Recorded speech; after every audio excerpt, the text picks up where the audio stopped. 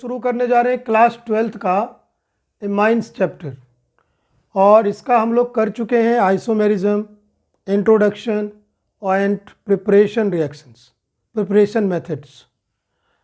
इस वीडियो में हम लोग करने जा रहे हैं इसके फिजिकल प्रॉपर्टीज़ एमाइंस के, केमिकल प्रॉपर्टीज़ के अंदर इसकी करेंगे basic properties, chemical reactions and diazonium salt का जो एक टॉपिक है उसको करेंगे।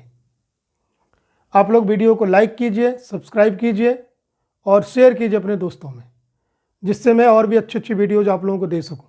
और जब भी ऑर्गेनिक पढ़िए तो प्लीज़ पेन पेपर लेकर पढ़िए, जिससे आप उसको साथ साथ में नोट करते जाएं और उसको समझते जाएं।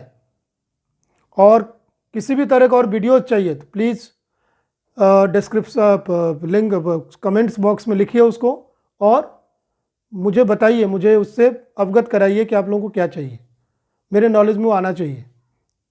तो चलिए आगे बढ़ते हैं। हम लोग करने जा रहे हैं फिजिकल प्रॉपर्टीज।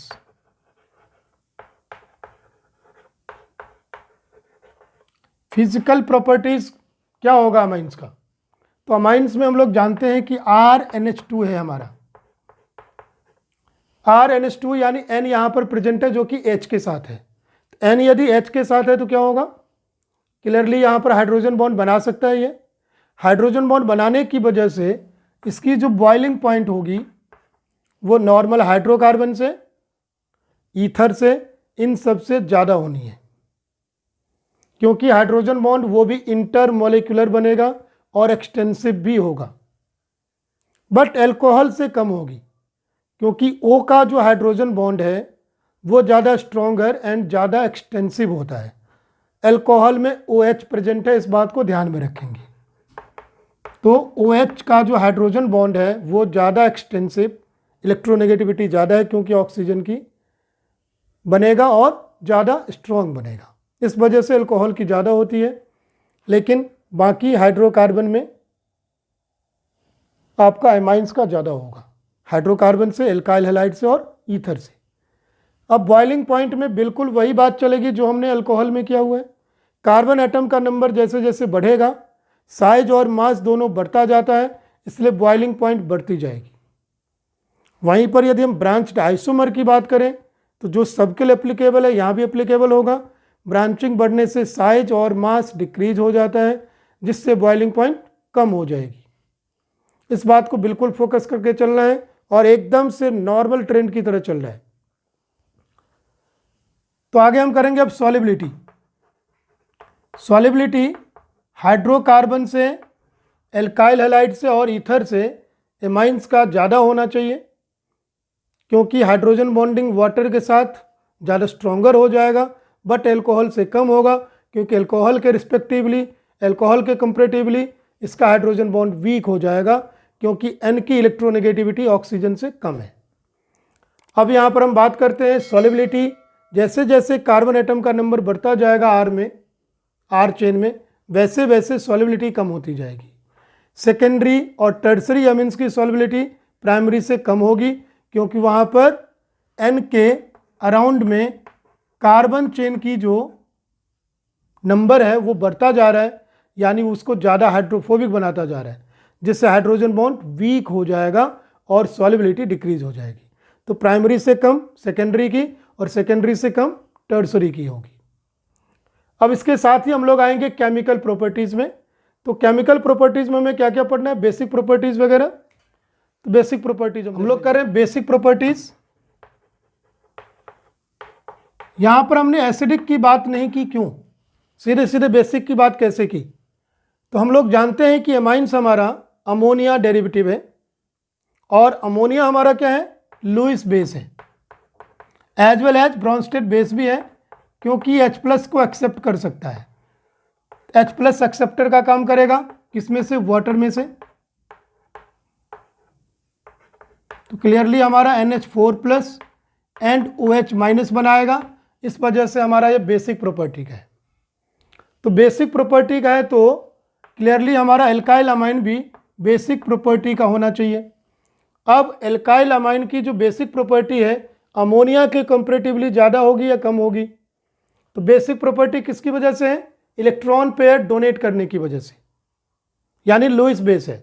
लुईस बेस के बेसिस पर हम इसको ईजिली हम कंफर्म कर सकते हैं ये ज़्यादा बेसिक होगा या कम बेसिक होगा। तो लोन पेयर जितना ज़्यादा डीलोकलाइज होगा, जितना ज़्यादा ईजिली डोनेट हो पाएगा, जितना ज़्यादा ईजिली H+ को एक्सेप्ट कर पाएगा ये, उतना ही बेसिक प्रॉपर्टी बढ़ेगी। तो यहाँ पर देखिए आर ग्रुप हमारा इलेक्ट्रॉन डोनर है। इलेक्ट्रॉन डोनर है तो क्या होगा, N पर इलेक्ट्रॉन डेंसिटी बढ़ेगी, जिससे इसका लोन पेयर मोर रिपेल हो जाएगा H+ को एक्सेप्ट करने के लिए। और दूसरी बात यहाँ पर हम ऐसे करके देख सकते हैं कि RNS3 जो हमारा है, वो RNS3+ जो हमारा है वो ज़्यादा स्टेबल है NH4+ से। कैसे?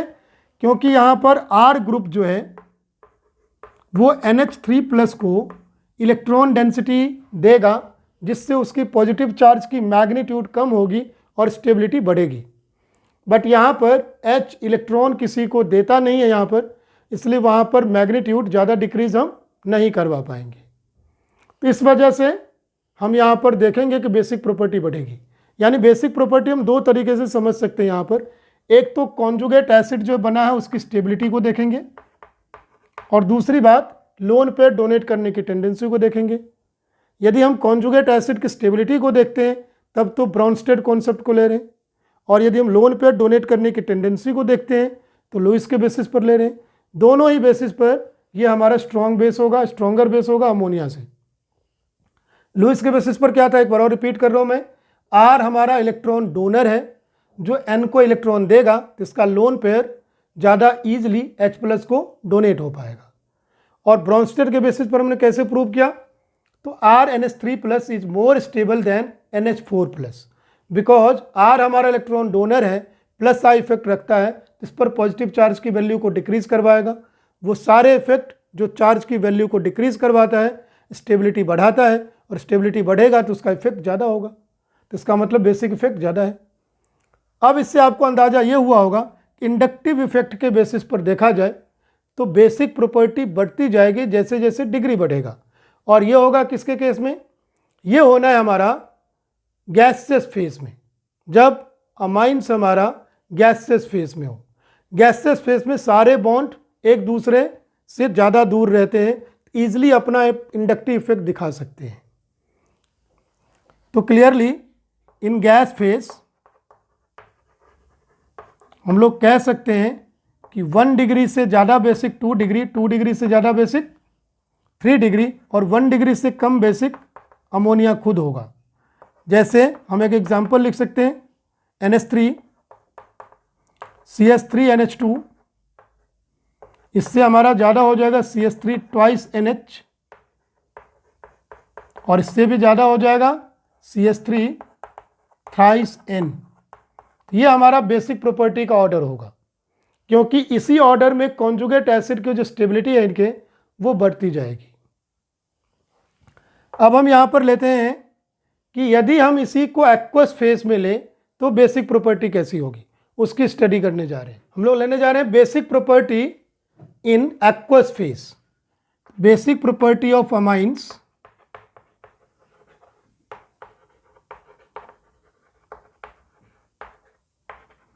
In aqueous phase.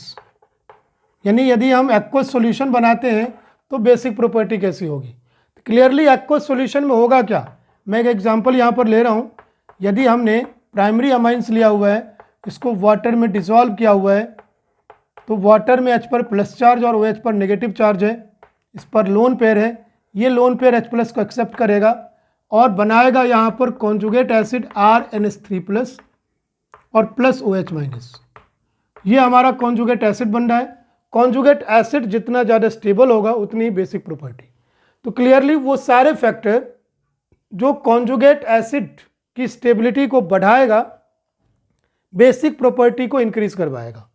तो ऐसा कौन कौन सा फैक्टर है जो बेसिक प्रॉपर्टी को एक्वस सॉल्यूशन में कंट्रोल करता है, यानी कॉन्जुगेट एसिड की स्टेबिलिटी को बढ़ाता या घटाता है। तो जरा हम उसको देखें। एक फैक्टर हमारा इंडक्टिव इफेक्ट होगा, और इंडक्टिव इफेक्ट दो टाइप का हम जानते हैं। यदि प्लस आई इफेक्ट होता है तो प्लस आई से क्या होगा, पॉजिटिव चार्ज की मैग्नीट्यूड एन के ऊपर कम हो जाएगी, जिससे हमारा बेसिक प्रॉपर्टी बढ़ेगा।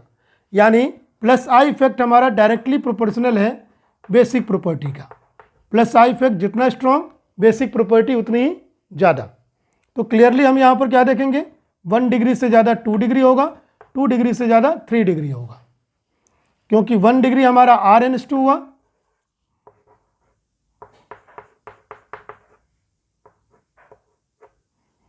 और 2 डिग्री हमारा R2NH हुआ, और 3 डिग्री हमारा R3N हुआ। यदि इसके हम कॉन्जुगेट एसिड को लें तो ये RnH3 प्लस हो जाएगा, ये R2NH2 प्लस होगा, ये R3NH प्लस होगा। तो क्लियरली यहाँ एक R ग्रुप है तो स्टेबिलिटी कम है, इसलिए कम बेसिक प्रॉपर्टी। यहाँ 2 R ग्रुप है तो प्लस चार्ज की स्टेबिलिटी ज़्यादा होगी, ज़्यादा बेसिक प्रॉपर्टी। यहाँ 3 R ग्रुप है तो प्लस चार्ज की स्टेबिलिटी और भी ज़्यादा होगी, क्योंकि इलेक्ट्रॉन डोनेटर है ये, तो और भी ज़्यादा बेसिक प्रॉपर्टी।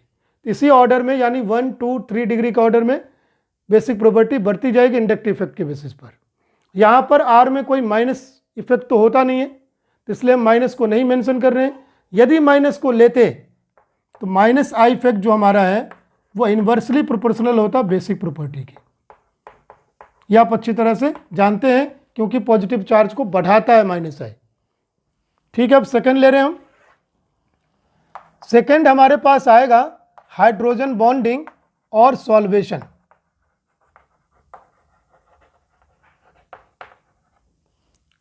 हाइड्रोजन बॉन्डिंग के बेसिस पर जरा हम इसको कंसीडर करें स्टेबिलिटी को। यदि हम प्राइमरी अमीन्स के कॉन्जुगेट एसिड को लेते हैं RnH3 प्लस, सेकेंडरी अमीन्स के लेते हैं तो RnH2 प्लस, और टर्सरी अमीन्स का लेते हैं तो R3NH प्लस।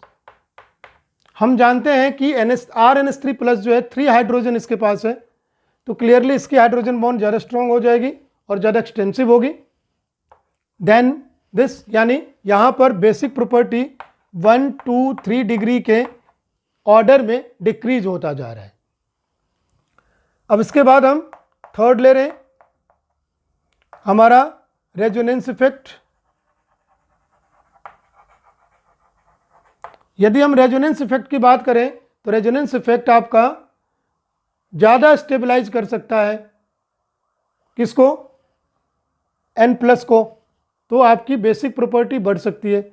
बट एक्चुअली यदि हम रेजोनेंस लेंगे कहाँ पर, बेंजीन में, बेंजीन का यहाँ पर माइनस आई इफेक्ट है, तो माइनस आई के बेसिस पर देखा जाए तो क्लियरली माइनस आर भी होगा। तो माइनस आर के बेसिस पर यदि देखा गया है तो क्लियरली यहाँ पर कम होती जाएगी बेसिक प्रॉपर्टी, क्योंकि प्लस चार्ज को बढ़ाएगा वो। यानी हमें जब आर इफेक्ट देखेंगे, रेजोनेंस इफेक्ट देखेंगे, तो देखेंगे प्लस आर है या माइनस आर है। तो यहाँ पर क्लियरली हमारा क्या होगा, डिक्रीज होती जाएगी, है ना। तो हम क्या लिखेंगे, 1 डिग्री आपका ज़्यादा बेसिक, 2 डिग्री, फिर 3 डिग्री। इस बात को ध्यान में रखेंगे। अब जरा हम इसको देखते हैं, यदि हमारा कार्बन चेन का लेंथ कैसा होगा और फिर बेसिक प्रॉपर्टी कैसी होगी। तो हम यहाँ पर देखने जा रहे हैं डिफरेंट कार्बन चेन के लिए। यदि हम डिफरेंट कार्बन चेन के लिए देखें तो सबसे पहले देखेंगे हम मिथाइल डेरिवेटिव।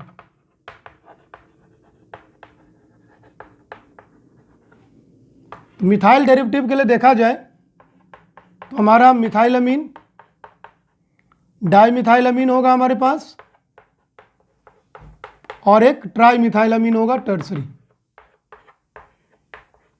तो इनमें हम कैसे कैसे ऑर्डर करेंगे, तो जरा देखिए, सबसे पहले इंडक्टिव तो यहाँ पर होगा ही, प्लस आई इफेक्ट हमारे पास है CH3 का, तो उसके बेसिस पर 1 डिग्री से ज़्यादा 2 डिग्री और फिर 3 डिग्री। 1 डिग्री हमारा ये है, 2 डिग्री ये है और 3 डिग्री ये है। तो इस ऑर्डर में इंक्रीज होता जाएगा बेसिक प्रॉपर्टी। सेकेंड हमारा क्या है, H बॉन्डिंग।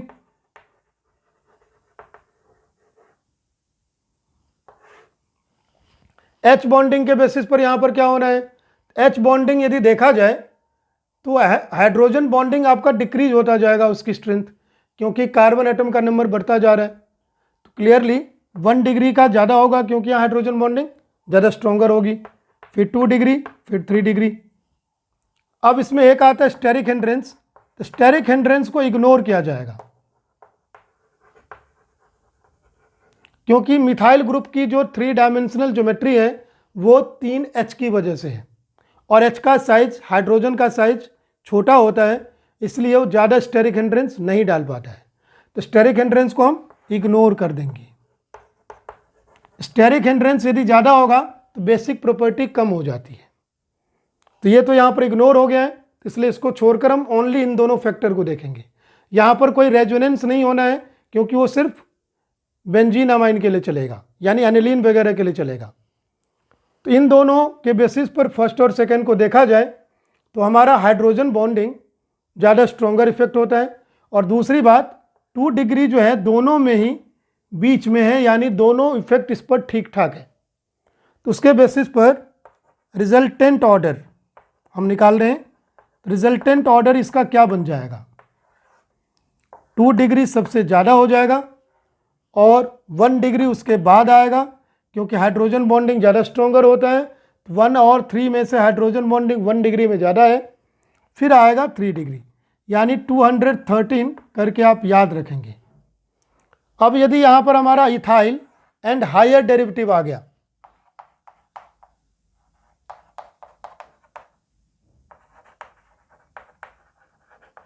डेरिवेटिव्स और हायर सी चेन डेरिवेटिव, इनके लिए क्या एप्लीकेबल होगा? इनके लिए भी सबसे पहले हम देखेंगे प्लस आई इफेक्ट, क्योंकि कार्बन चेन में प्लस आई होता है सबसे पहले। तो इसके बेसिस पर वही रहेगा, 1 डिग्री से ज़्यादा 2 डिग्री, 2 डिग्री से ज़्यादा 3 डिग्री। सेकेंड क्या देखेंगे, हाइड्रोजन बॉन्डिंग। लेकिन यहाँ कार्बन चेन में कार्बन एटम का नंबर ज़्यादा है, और इससे यदि बड़ा चेन हुआ प्रोपाइल वगैरह तो कार्बन एटम का नंबर और भी ज़्यादा बढ़ेगा। तो क्लियरली हाइड्रोजन बॉन्डिंग काफ़ी वीक हो जाएगी और इसको इग्नोर कर दिया जाएगा। तो ये हमारा यहाँ पर इग्नोर्ड हो गया। अब यहाँ थर्ड हम क्या देखेंगे, स्टेरिक हिंड्रेंस। रेजोनेंस तो है नहीं, steric hindrance. Steric hindrance ethyl group में ज़्यादा होगा क्योंकि एक कार्बन अलग से भी है और 2 ही हाइड्रोजन है। हाइड्रोजन का साइज छोटा है लेकिन 2 ही है, बाकी कार्बन चेन है। तो क्लियरली जैसे जैसे कार्बन चेन का लेंथ बढ़ता है स्टेरिक हिंड्रेंस और ज़्यादा बढ़ता जाएगा। तो क्लियरली इसमें 1 डिग्री सबसे ज़्यादा होगा, फिर 2 डिग्री, फिर 3 डिग्री। अब हमें इंडक्टिव और स्टेरिक हिंड्रेंस के बेसिस पर लेना है। फिर से 2 डिग्री अपनी जगह पर है, यानी 2 डिग्री दोनों में ठीक ठाक इफेक्ट है। तो रिजल्टेंट इसका क्या बन जाएगा, 2 डिग्री सबसे ज़्यादा। इंडक्टिव एंड स्टेरिक हिंड्रेंस, इन दोनों में इंडक्टिव इफेक्ट ज़्यादा स्ट्रॉन्गर होता है, और इंडक्टिवली हमारा 3 डिग्री ज़्यादा बेसिक है। क्लियरली यहाँ 3 डिग्री आ जाएगा, फिर 1 डिग्री, 231। आप ऐसे याद रख सकते हैं, 2 1 2 3 से हमें 2 से स्टार्ट करके नंबर स्मॉलर और नंबर लार्जर।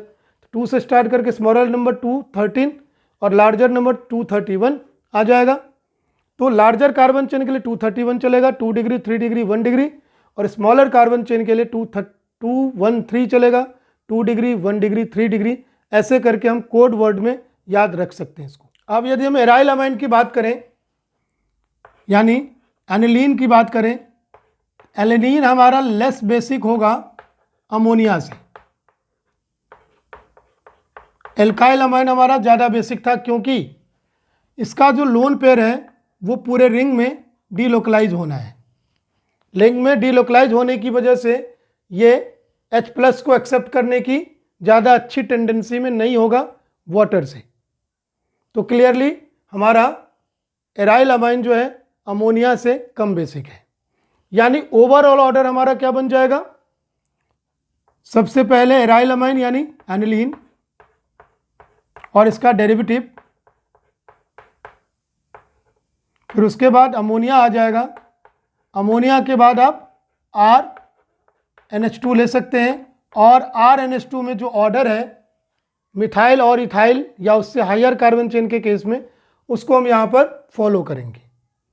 इसके बेसिस पर हम ओवरऑल ऑर्डर बना सकते हैं बेसिक प्रॉपर्टी का। इस तरह से हमारा बेसिक प्रॉपर्टी का टॉपिक कंप्लीट होता है। तो केमिकल प्रॉपर्टीज में हमारा एक था बेसिक प्रॉपर्टी जिसको हम कंप्लीट कर चुके हैं। अब केमिकल रिएक्शन हम स्टार्ट करेंगे। अब इसको हम मानेंगे सेकेंड, क्योंकि एक हमारा बेसिक प्रॉपर्टी का था। तो यहाँ पर जो हम रिएक्शन पढ़ने जा रहे हैं वो है एल्काइलेशन। यदि हम एल्काइल अमाइन में एल्काइलेशन करें तो क्लियरली हम यहाँ पर रिएक्शन करवाएंगे R-X।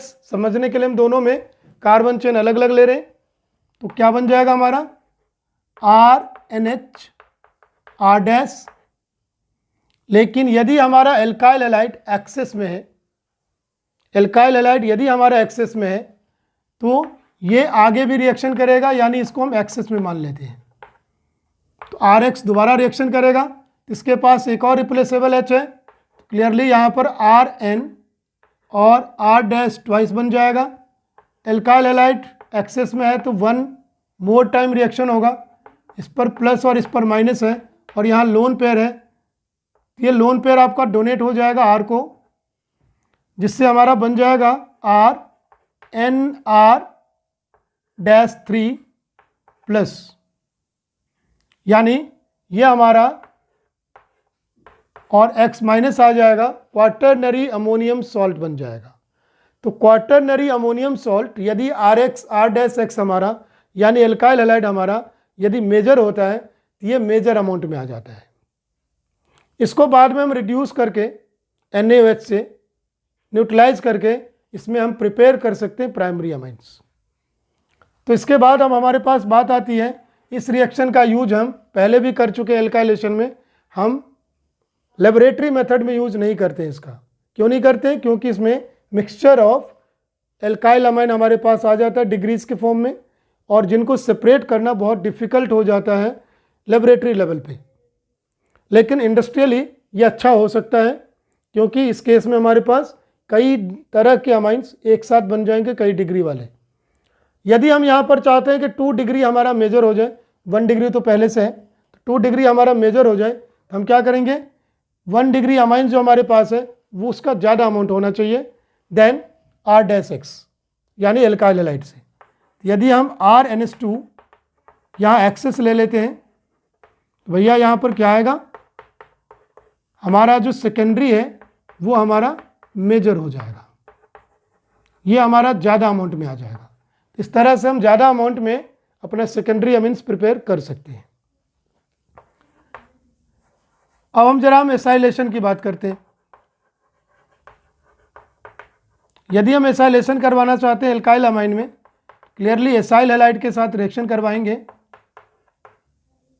मान लेते हैं हैलाइड हमारा Cl है और यहाँ बन जाएगा RNH CO R- और प्लस हमारा बाय प्रोडक्ट HCl, इस तरह से बनेगा। यानी इस तरह से हमारा एक एमाइड बनता है। एमाइड हमारा R- वाले का माना जाएगा ये, क्योंकि CO उसी के साथ है। इस तरह से हमारा N एल्काइल और एमाइड बनेगा। तो क्या हमारा यदि यहाँ पर एराइल अमाइंड है यानी एनिलीन है, तो क्या वो एल्काइलेशन करेगा? तो बिल्कुल एल्काइलेशन यहाँ पर हो सकता है एराइल अमाइन का भी, और एसाइलेशन भी हो सकता है। जरा देखिए एग्जाम्पल, यहाँ पर हमने एराइल अमाइन ले लिया है, ये हमारा प्राइमरी है, इसका रिएक्शन हम R-X से करवा सकते हैं, और हमारा बनेगा क्या, सेकेंडरी, टर्सरी और क्वार्टरनरी का यहाँ भी मिक्सचर बन सकता है। हम ओनली सेकेंडरी को यहाँ पर दिखा रहे हैं। और एसाइलेशन यदि हम करना चाहें एनाइलिन का तो वो भी पॉसिबल है।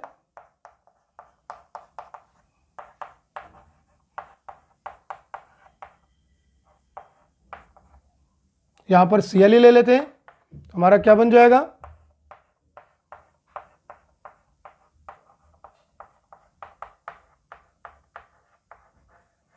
ये हमारा प्रोडक्ट हो जाएगा एमाइड। एमाइड हमारा एल्काइल ग्रुप वाला बनेगा, इस बात को ध्यान में रखेंगे, यानी N फिनाइल एमाइड बनना है, इस बात को ध्यान में रखेंगे। हम लोग अगला रिएक्शन करने जा रहे हैं कार्बाइल अमीन रिएक्शन, 4th हो जाएगा।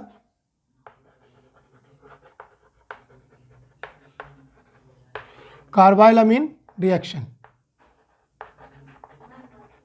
तो कार्बाइल अमीन रिएक्शन में क्या होता है, यदि हम कोई प्राइमरी अमीन से ले रहे हैं, जैसे हम यहाँ पर इथाइल अमीन ले रहे हैं, यदि इसका रिएक्शन हम क्लोरोफॉर्म के साथ करवाएं, इन प्रेजेंस ऑफ एल्कली, तो हमें यहाँ पर मिलेगा कार्बाइल अमाइन यानी isonitrile, isonitrile plus by product. By product वैसे यहाँ पर सोडियम कार्बोनेट वगैरह सब आता है जिसकी हमें यहाँ पर रिक्वायरमेंट नहीं है। और ये हमारा एल्काइल आइसोसाइनाइड जो है ये फॉल स्मेलिंग कंपाउंड है, इसकी स्मेल बहुत बेकार होती है, फॉल स्मेलिंग कंपाउंड है। फॉल स्मेलिंग कंपाउंड यहाँ पर बन रहा है, तो क्या यहाँ सेकेंडरी लेंगे तब भी ऐसा बनेगा? तो नहीं, क्योंकि वहाँ पर 2 रिप्लेसेबल H नहीं होगा उसके पास। यहाँ जो है N डबल बॉन्ड C के फॉर्म में है और 2 इलेक्ट्रॉन यहाँ पर फ्री रहता है, यानी यहाँ पर कार्बन की एक तरह से हेक्सटेट है, इस बात को ध्यान में रखेंगे, जिसको हम सेक्सटेट भी बोलते हैं, सेक्सटेट है यहाँ पर। तो आइसोसाइनाइड हमारा क्या है? फॉल स्मेलिंग कंपाउंड है। यदि हमें प्राइमरी और सेकेंडरी अमीन्स या टर्सरी अमीन्स, प्राइमरी को सेकेंडरी या टर्सरी अमीन से हमें क्या करना है? डिस्टिंग्विश करना है, तो क्लियरली हम कार्बाइलामीन रिएक्शन का यूज कर सकते हैं और इसलिए इसे कार्बाइलामाइन टेस्ट भी कहा जाता है।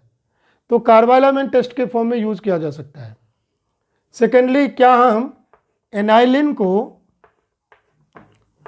प्राइमरी अमीन से डिस्टिंग्विश कर पाएंगे किसी भी?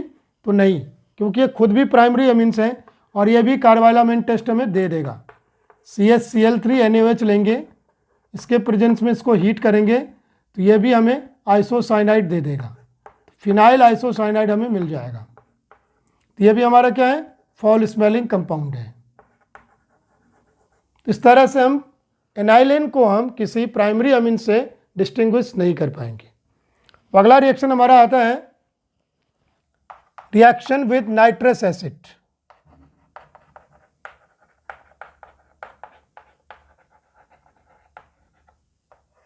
रिएक्शन विद नाइट्रस एसिड यदि हम करें, प्राइमरी अमीन्स हमारा कोई भी ले लें हम, उसका रिएक्शन HNO2 के साथ करवाते हैं 0 डिग्री सेल्सियस पर, और एक्चुअली ये आइस कोल्ड वाटर होना चाहिए। 0 डिग्री सेल्सियस का मीनिंग यहाँ पर ये है, आइस कोल्ड वाटर हमारे पास होना चाहिए। तो ये हमें डाइजोनियम सॉल्ट दे देगा। अब यहाँ पर आप एस्टोनिश्ड होंगे कि Cl- कहाँ से आया, तो आप लोगों को याद दिला दूँ कि C को हम डायएजोटाइजेशन रिएक्शन भी कहते हैं, क्योंकि NaNO2 प्लस HCl एक्चुअली लिया जाता है, जिससे हमें ये HNO2 मिलता है। HNO2 हमारे स्टेबल एसिड नहीं है, नाइट्रस एसिड कोई स्टेबल एसिड नहीं है और ये हमारे लैब में अवेलेबल नहीं होता है। तो क्लियरली हम क्या करते हैं, NaNO2 प्लस HCl को मिक्स करके ले लेते हैं, जो HNO2 देता है, और बाद में RN2Cl हमें मिल जाता है।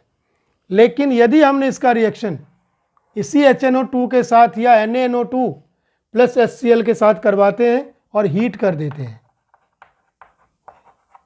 तो हीट करते हैं तो हमें ये दे देगा अल्कोहल, इस बात को ध्यान में रखेंगे। और प्राइमरी अमीन्स हमारा बिकॉज एनाइलिन भी है, तो एनाइलिन भी हमें सेम प्रोडक्ट देगा। यदि हम एनाइलिन का रिएक्शन करवाते हैं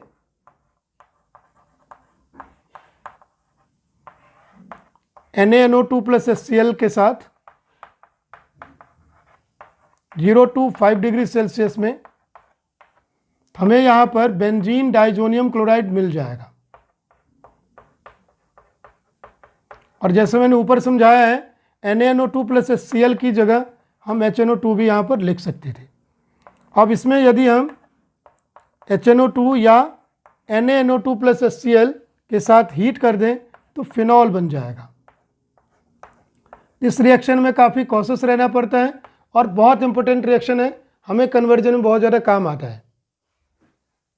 हम लोग करने जा रहे हैं reaction with aryl sulfonyl chloride.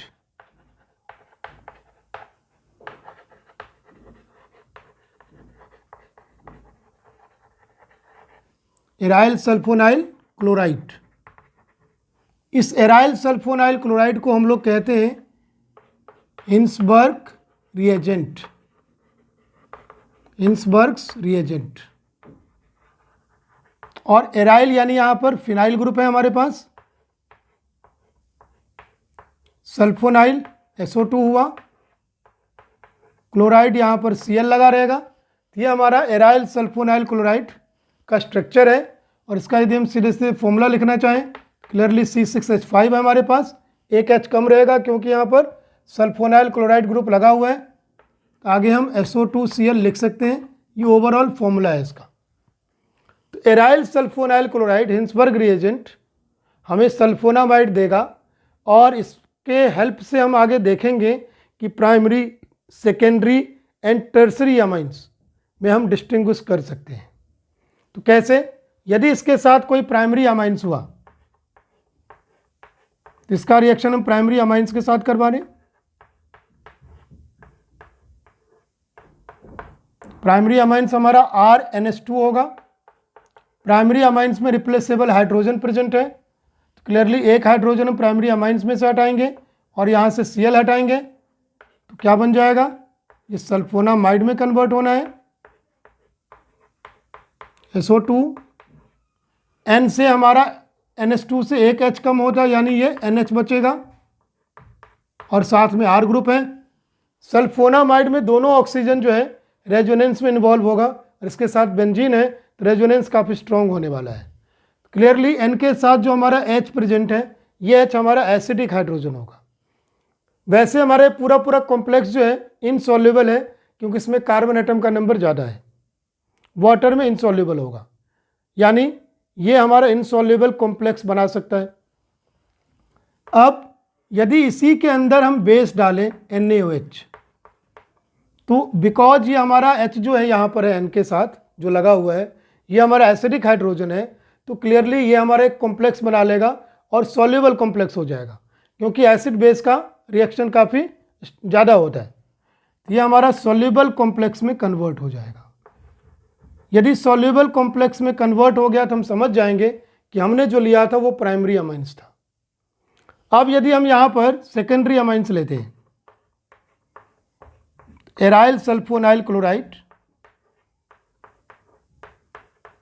Plus हम ले रहे हैं R2NH, इसके पास सिंगल रिप्लेसेबल हाइड्रोजन है और यहाँ से Cl, ये दोनों रिमूव होगा और बन क्या जाएगा? यहाँ पर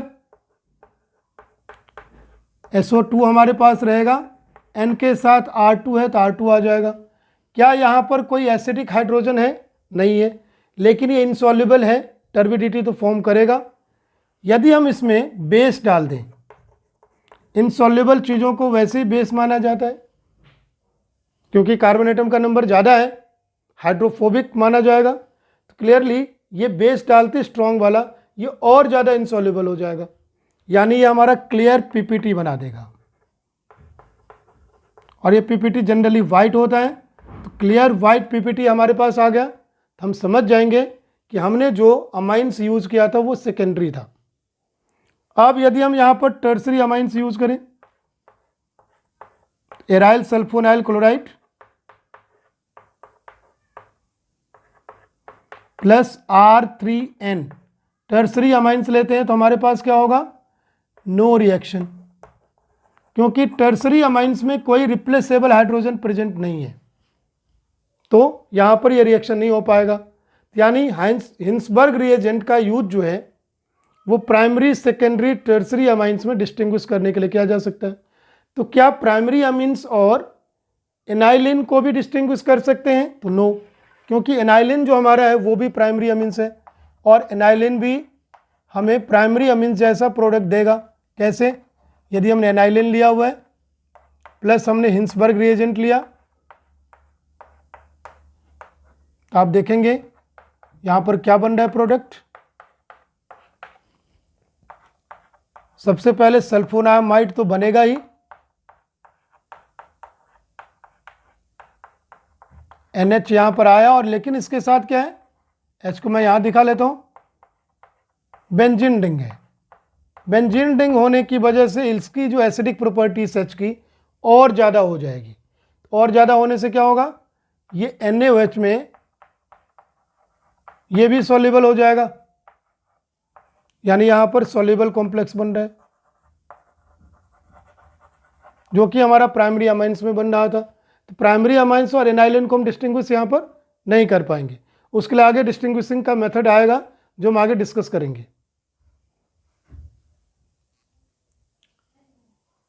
हम लोग करने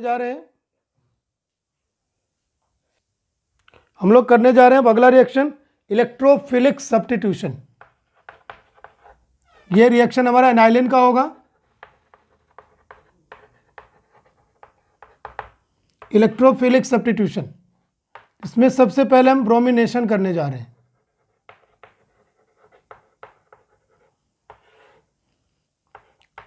एनाइलिन में यदि हम ब्रोमिनेशन करते हैं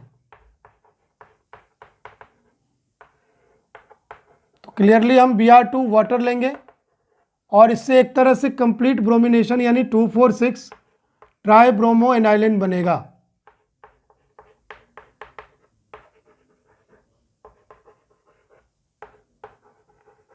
ट्राई ब्रोमो एनाइलिन बनेगा।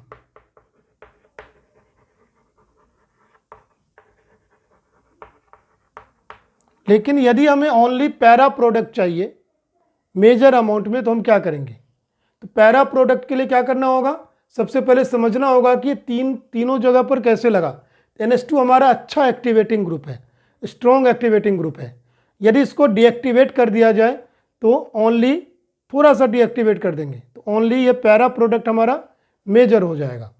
तो डीएक्टिवेशन कैसे करेंगे? तो यदि हम इसमें एसिटाइलेशन कर देते हैं, एनाइलिन में एसिटाइलेशन किसके हेल्प से करना है? तो एसेटिक एनहाइड्राइड के हेल्प से, CH3CO2O इन पेरिडीन। तो पेरिडीन में हम एसिटाइलेशन करेंगे इसका, जिससे हमारा यहाँ पर एसिटामाइड बनेगा, एनफिनाइल एसिटामाइड। एसिटामाइड बनने की वजह से ये थोड़ा सा डीएक्टिवेट हो जाएगा।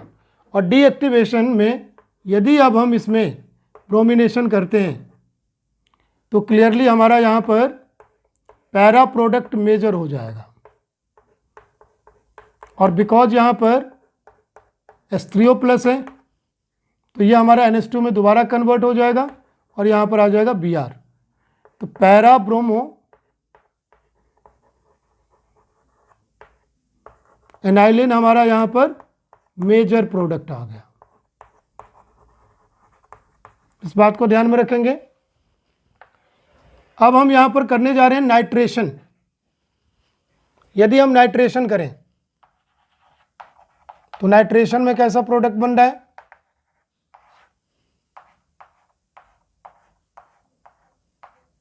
एनाइलिन का यदि हम नाइट्रेशन करते हैं तो क्लियरली हम लेंगे यहाँ पर नाइट्रेटिंग रिएजेंट HNO3 कॉन्सेंट्रेटेड और H2SO4 कॉन्सेंट्रेटेड। तो जनरली हमारा ऑर्थो पैरा प्रोडक्ट मेजर होता है, लेकिन यहाँ पर बहुत ही अलग सा प्रोडक्ट आ रहा है। एक तो हमारा पैरा होगा सबसे मेजर, ये हम जानते हैं, लेकिन साथ में हमारा मेटा है, ये भी सब्सटेंशियल अमाउंट में आ जाता है हमारे पास। मेटा वाला भी सब्सटेंशियल अमाउंट में बन जाता है। ये 47% के अप्रॉक्स बनता है और ये हमारा 51% के अप्रॉक्स में। इन दोनों में से किसी को भी हम माइनर नहीं कह सकते हैं। तो क्वेश्चन यह आता है कि मेटा प्रोडक्ट यहाँ कैसे बना? वो तो डीएक्टिवेटिंग ग्रुप से बनता है। तो यहाँ पर डीएक्टिवेटिंग ग्रुप कुछ ना कुछ अमाउंट में प्रेजेंट होता है। कैसे? यदि हम एनाइलिन का रिएक्शन हम किसके साथ करवा रहे हैं? H2SO4 में करवा रहे हैं, जो काफ़ी स्ट्रॉन्ग एसिड है, और NH2 हमारा वीक बेस है। तो क्लियरली ये H+ को गेन कर लेगा और एनिलीनियम आयन बना लेगा। एनिलीनियम आयन में N के पास वैकेंट ऑर्बिटल है और N पर है पॉजिटिव चार्ज। तो क्लियरली ये हमारा -R इफेक्ट शो करेगा।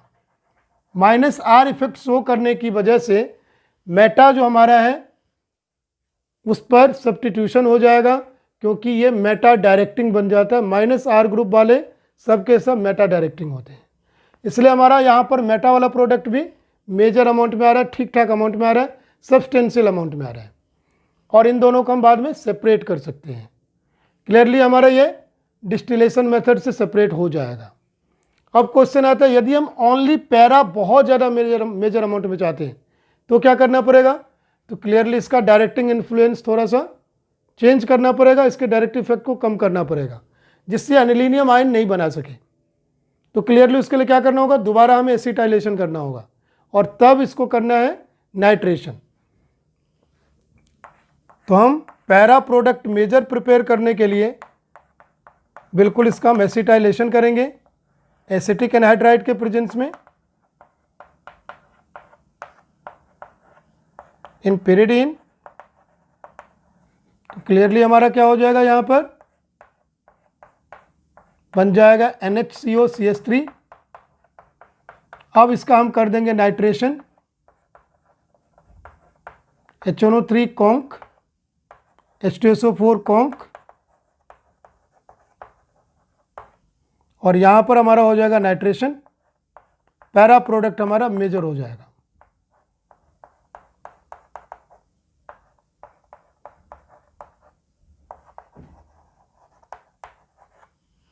हम लोग करने जा रहे हैं सल्फोनेशन।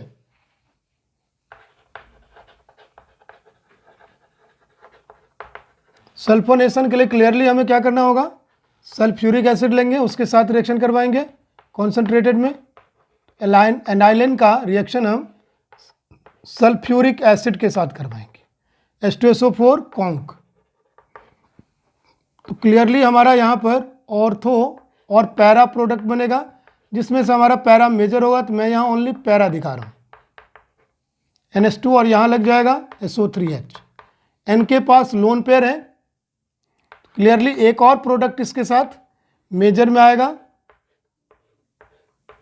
यहाँ का जो H+ है वहाँ शिफ्ट हो जाएगा और ये बन जाएगा हमारा NH3+ और SO3- हो जाएगा। सेम कंपाउंड के अंदर हमारा एक प्लस ग्रुप और एक माइनस ग्रुप प्रेजेंट है। ऐसे कंपाउंड को, ऐसे स्पीसीज को हम लोग कहते हैं ज्विटर आयन। तो हमें इसमें ज्विटर आयन भी हमें मिलता है। ज्विटर आयन एक तरह से हमारा इक्विलिब्रियम पर सल्फोनिक एसिड के साथ, है ना, रहता है प्रेजेंट। तो इस तरह से हमारा यहाँ पर ज्विटर आयन बन रहा है। अब यहाँ पर एक हम क्वेश्चन लेते हैं फ्रीडल क्राफ्ट रिएक्शन का। क्या एनाइलिन हमारा फ्रीडल क्राफ्ट रिएक्शन करेगा? तो क्लियर है, नहीं करेगा। क्यों नहीं करेगा फ्रीडल क्राफ्ट रिएक्शन? इसलिए नहीं करेगा क्योंकि एनाइलिन जो यहाँ पर लुईस एसिड लिया जाता है FeCl3 वगैरह या AlCl3 वगैरह, उसके साथ क्योंकि ये लुईस बेस का काम करेगा और ये लुईस एसिड है तो कॉम्प्लेक्सिंग कर लेता है, एक तरह का सॉल्ट फॉर्मेशन करता है और हमारा एनाइलिन ग्रुप जो है वो डीएक्टिवेट हो जाता है। तो डीएक्टिवेट होने की वजह से रिएक्शन आगे प्रोसीड नहीं कर पाएगा और ये ऑर्थो पैरा डायरेक्टर नहीं बन पाएगा। Friedel craft reaction ortho para director होने की वजह से होता है, उसी सबस्ट्रेट के प्रेजेंस में होता है। तो ये ऑर्थो पैरा डायरेक्टर रहा ही नहीं, इसलिए हमारा फ्रीडल क्राफ्ट रिएक्शन यहाँ पर पॉसिबल नहीं है। अब हम यहाँ पर डाइजोनियम सॉल्ट के टॉपिक पर आएंगे। हम लोग करने जा रहे हैं इस चैप्टर का डाइजोनियम सॉल्ट टॉपिक।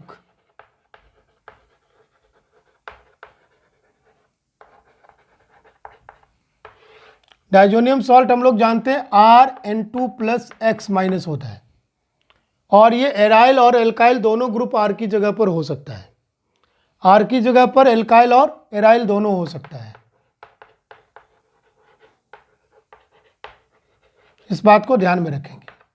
अब इस डाइजोनियम सॉल्ट को हम बनाते कैसे हैं? इसका एक ही है रिएक्शन का मेथड प्रिपरेशन का, डायएजोटाइजेशन। उससे इसको हम प्रिपेयर करते हैं और ये रिएक्शन हम कई बार पढ़ चुके हैं। अभी हम यहाँ पर R से दिखा लेते हैं इसको।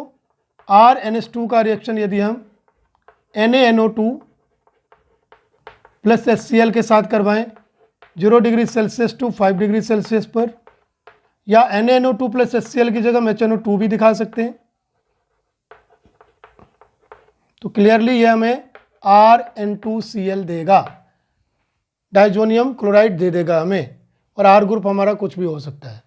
ध्यान रखना हमारा एराइल वाला जो होगा डाइजोनियम सॉल्ट वो ज़्यादा स्टेबल होगा क्योंकि उसमें रेजोनेंस इफेक्ट होता है और वो -R इफेक्ट की वजह से N2+ जो है वो स्टेबल हो जाएगा, जिससे स्टेबिलिटी बढ़ेगी। लेकिन नॉर्मल टेम्परेचर पर भी, नॉर्मल रूम टेम्परेचर पर भी एल्काइल वाला डाइजोनियम सॉल्ट जो हमारा है वो स्टेबल नहीं होता है और अल्कोहल में बदलने की टेंडेंसी रखता है या रिड्यूस होने की टेंडेंसी रखता है। इस बात को ध्यान में रखेंगे। तो हमारा एराइल डाइजोनियम सॉल्ट ज़्यादा स्टेबल है। अब हम केमिकल रिएक्शंस को करते हैं।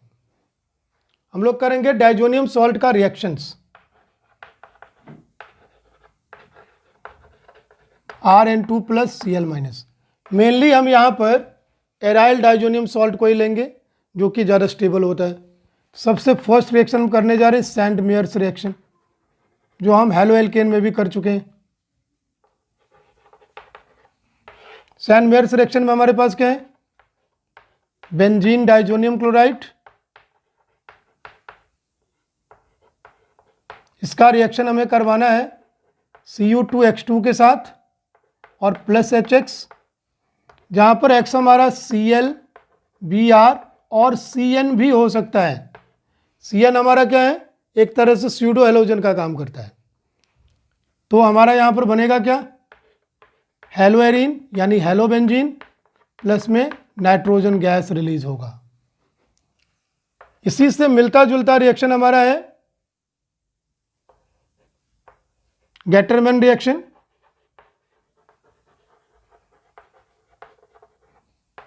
तो गेटरमैन रिएक्शन में हमारे पास क्या है, जरा उस पर ध्यान देंगे क्या डिफरेंस है। एक रिएजेंट का ओनली डिफरेंस है सेंट मेयर से। तो बेंजीन डाइजोनियम क्लोराइड, इसका रिएक्शन यदि हम Cu और HX के साथ करवाएं हमारा यहाँ पर X लग जाएगा। ध्यान रखना यहाँ पर ओनली X हमारा Cl एंड Br ओनली आएगा। और यहाँ जो यील्ड है हेलोएरिन का वो सेंट मेयर से थोड़ा सा कम होगा, क्योंकि रेट ऑफ रिएक्शन थोड़ा सा स्लो होता है। तो रेट ऑफ रिएक्शन स्लो होने की वजह से यहाँ पर यील्ड कम आती है। थर्ड हम करने जा रहे हैं, यदि हमें I से इसको सब्स्टिट्यूट करना हो N2Cl को, यानी आइडोबेंजीन बनाना हो, तो क्या करेंगे, तो ओनली हम क्या करेंगे, बेंजीन डाइजोनियम क्लोराइड को हम Ki के साथ हम शेक कर देंगे, पोटेशियम आयोडाइड के साथ। ये हमारा आइडोबेंजीन बन जाएगा। हर एक केस में यहाँ पर जनरली हमारा N2 गैस रिलीज होगा। यदि हमें N2Cl की जगह पर OH ग्रुप लगाना है यानी फिनॉल बनाना है, तो क्या करेंगे, हम OH को हम सब्स्टिट्यूट करना चाहते हैं। तो बेंजीन डाइजोनियम क्लोराइड को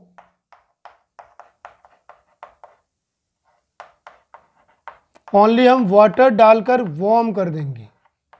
पूरी तरह से हीट भी नहीं करना, वार्म कर देना है। रूम टेम्परेचर से अबव चला जाना चाहिए, हल्का सा वाटर वार्म हो जाना चाहिए, ये फिनॉल में कन्वर्ट हो जाएगा। यदि हम चाहते हैं कि N2Cl की जगह पर नाइट्रो ग्रुप आए, तो हमें क्या करना है, तो नाइट्रो ग्रुप के लिए देखिए,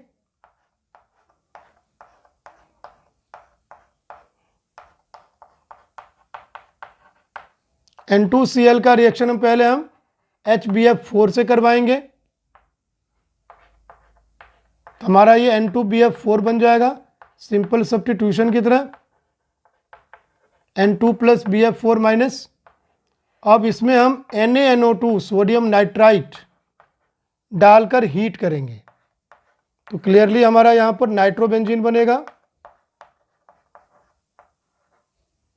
प्लस N2 बन जाएगा, प्लस BF3 वगैरह सब बनेगा।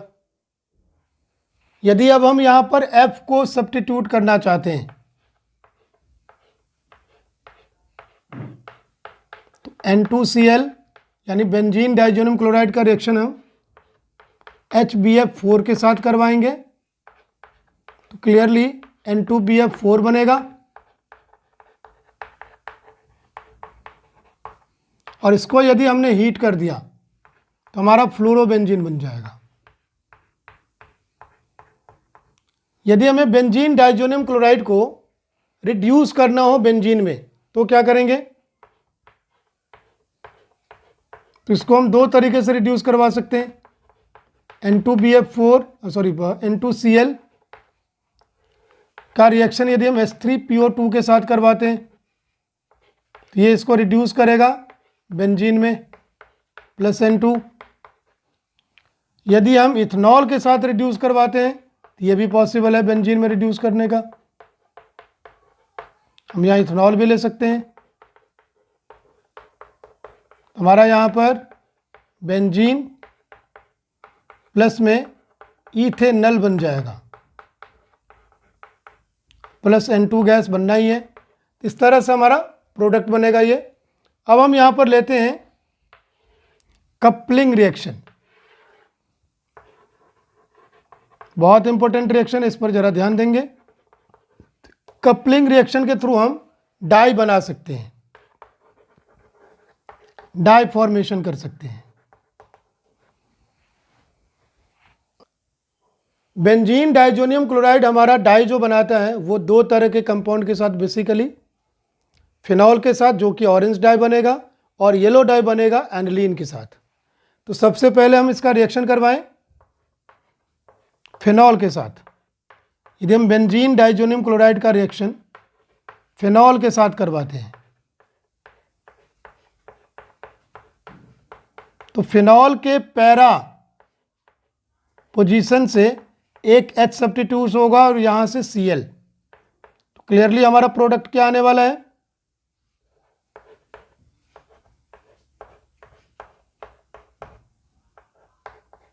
N डबल बॉन्ड N हो जाएगा और इसका पैरा पोजीशन फिनॉल का जो है इस N से अटैच हो जाएगा। इस तरह से एक स्टेबल कंपाउंड में कन्वर्ट हो जाता है और ये होता है हमारा ऑरेंज डाई, ऑरेंज कलर का डाई बन जाता है। तो यदि हमें फिनॉल को किसी दूसरे कंपाउंड से डिस्टिंग्विश करना ऑर्गेनिक, तो हम बेंजीन डाइजोनियम क्लोराइड बनाकर उसके साथ रिएक्शन करवा के यदि ऑरेंज डाई आ जाता है तो हम समझ जाएंगे हमने जो कंपाउंड लिया है वो हमारा फिनॉल था। लेकिन यदि हमें एनिलीन को डिस्टिंग्विश करना हो तो बेंजीन डाइजोनियम क्लोराइड के साथ यदि एनिलीन रिएक्शन करता है, एनाइलिन यदि रिएक्शन करे तो इसके भी पैरा पोजीशन से H हटेगा और यहाँ से Cl। प्रोडक्ट हमारा हो जाएगा ये भी एक dye, N double bond N, और इसका पैरा पोजीशन एनाइलिन का यहाँ पर अटैच हो जाएगा और ये डाई हमारा येलो डाई हो जाएगा। तो यदि हमें एनाइलिन को डिस्टिंग्विश करना हो किसी दूसरे ऑर्गेनिक कंपाउंड से तो सबसे पहले हम क्या बनाएंगे, बेंजीन डाइजोनियम क्लोराइड यानी कोई डाइजोनियम सॉल्ट बनाएंगे अपने लैब में अवेलेबल मटेरियल से, और इसका हम गिवन कंपाउंड जो हमें है उसका रिएक्शन करवा देंगे उससे। तो यदि हमारा येलो डाई बन जाता है तो गिवन कंपाउंड हमारा क्या था, एनाइलिन था, अदरवाइज कोई दूसरा कंपाउंड था। तो इस तरह से हमारा डाइजोनियम क्लोराइड का रिएक्शन हो जाता है कंप्लीट। और ये चैप्टर भी आपका कंप्लीट होने जा रहा है।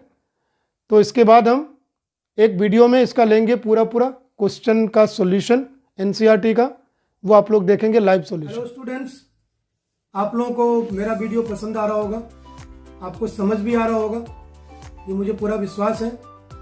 और समझ आया है तो सब्सक्राइब कीजिए, लाइक कीजिए और अपने दोस्तों में शेयर कीजिए, जिससे ज़्यादा से ज़्यादा लोगों तक ये पहुंच सके और मुझे प्रोत्साहन मिले, मैं आप लोगों के लिए ज़्यादा से ज़्यादा काम कर सकूँ, ज़्यादा से ज़्यादा आप लोगों के लिए वीडियोज़ बना सकूँ।